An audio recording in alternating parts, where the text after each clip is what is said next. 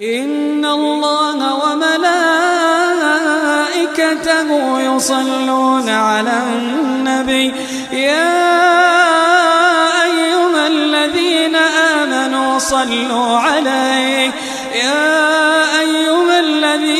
آمنوا صلوا عليه وسلموا تسليما. بسم الله الرحمن الرحيم. اهلا وسهلا بكم حبايبي في قناتكم، قناه اطبخ ودبر ووفر مع بناتي. النهارده يا جماعه طبعا ما شاء الله يا رب ربنا يكرم كده بقى والجو يتحسن ويبقى كويس. الجو حلو النهارده اهو، الشمس ما شاء الله طالعه جميله. فانا قلت خلاص بقى انا اطلع الفراخ بتاعتي بقى، احط لها كمان جايبه لهم دواء يا جماعه، مش دواء بقى، لا اسمه عليقه بياض. فقلت احطها لهم باذن الرحمن يا رب عشان ربنا يكرمنا كده ويبيضوا بقى. احنا بدا الجو ان شاء الله يتحسن، فباذن الرحمن يا رب. انا حبيت بقى اوريكم الاوضه بتاعتي اهيت اللي انا حطاها فيهم، بس انا لسه ما فتحتش الباب اهو. حد حاسب كده يا محمود اهو يا جماعه اهو. انا هفتح بقى ان شاء رب العالمين واحطهم اهو كده باذن الرحمن. هخليهم يجوا هنا بقى، احط لهم العلاقه البياض بتاعتهم في الشمس اهي عشان اطلعهم بس من الاوضه ديت لمكان تاني اهو. هتشوفوا بقى باذن الرحمن اهو. بسم الله الرحمن الرحيم اهو اهو. بسم الله الرحمن الرحيم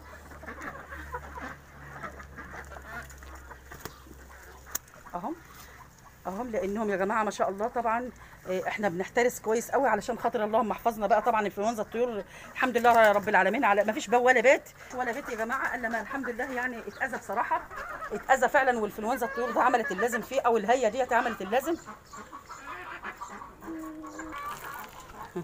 يلا. فانا دلوقتي يا جماعه جبت لهم العليقه اهيتي، العليقه اللي هي البياض يا جماعه اهي العليقه دي انا جايباها من العلاف، اسمها عليقه بياض.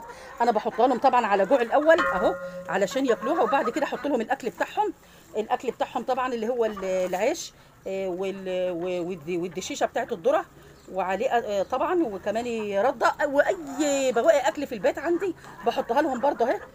بس انا بقول لكم هو ما شاء الله الفراخ عندي لسه برضو يعني يا دوبك بشرت الحمد لله ببيضه ولا اتنين، بس انا عندي ما شاء الله الفراخ اهي.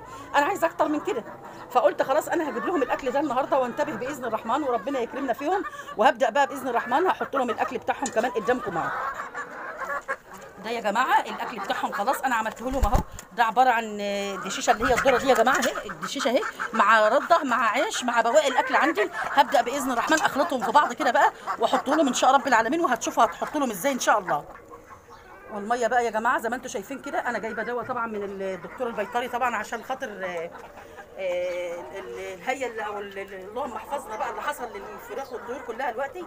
فمن ضمنهم الدواء ده بحط لهم كده في الميه وهم بيشربوه بقى. بس طبعا هم هياكلوا باذن الرحمن الاول وبعد كده هيشربوا من الميه دي باذن الله. ربنا يكرمنا فيهم كده يا جماعه وما عادش يخسرنا فيهم ربنا يا رب بحق جاي النبي، والجو يتحسن بقى ان شاء الله. لان طبعا دي مرتبطه، كنا عارفين دايما ان هي في شهر 1 و2، فالحمد لله رب العالمين. انا حتى كان كل اللي يسالنا على انه يجيب طيور او حاجه اقول لهم لا، في شهر 3 باذن الرحمن على دخله الربيع بقى باذن الله وتحسن الجو. فربنا يكرمنا باذن الله يا رب كده ان شاء الله وما عادش يخسرنا يا رب.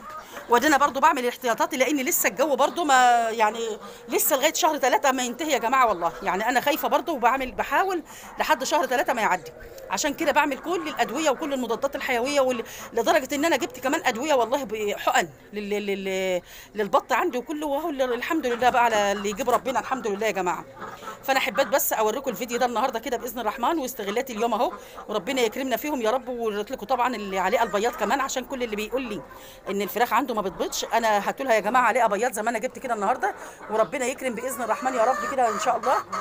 ويا رب النهارده الفيديو يعجبكم، ولو عجبكم الفيديو ما تنسوناش في لايك وشير وسبسكرايب وتفعيل الجرس عشان يوصل لكم كل جديد. السلام عليكم ورحمه الله وبركاته.